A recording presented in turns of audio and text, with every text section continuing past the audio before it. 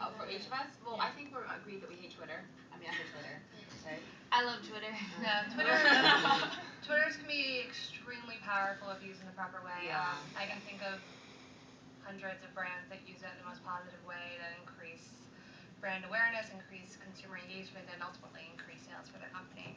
Um, Another thing I was going to say, if you want to brand yourself some more, offer to do a guest post for a blog that you like.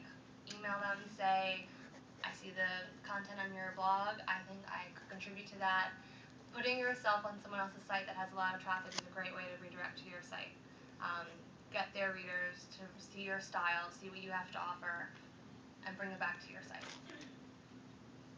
Okay, so my next question is for Alexa and Megan. Can you talk a little bit more about your entrepreneurial endeavors, specifically how you went about starting an online business? Like how did you deal with the risks and pressures and things like that? Sure. I'll start.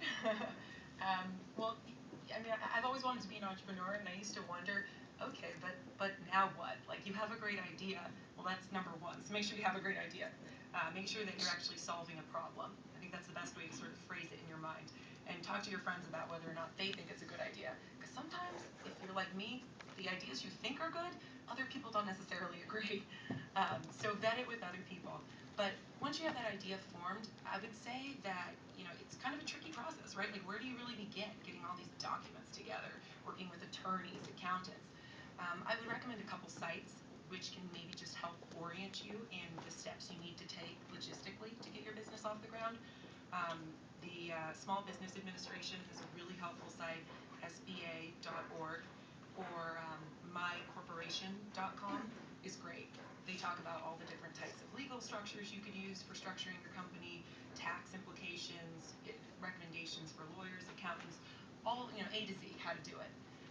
So that's really helpful as background information, but the most helpful information you're going to get, and I cannot stress this enough, is going to be through your network of contacts and your friends. Talk to people who have started companies before. Find out what lawyers they use. Find out how they structured their company and why. Who's their accountant? Where did they incorporate? Did they do it in New York or did they do it in Delaware? And why? These are things that if you don't find out from them, you're probably going to have to learn the expensive way, which is the hard way, which we have done. We have made certain mistakes. We didn't talk to enough people about, for example, which state to locate our business in. We started out in California, and it's a costly process for us to now switch it to Delaware. But we did talk to enough great people about our insurance broker, for example.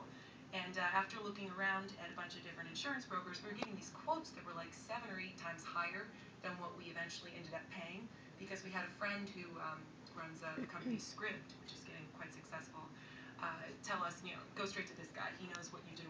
He's in the digital media business, and it was a huge help. So you can save a lot of time and money by just talking to people about the types of advice you need to be getting and working with professionals who have already been vetted through your friends.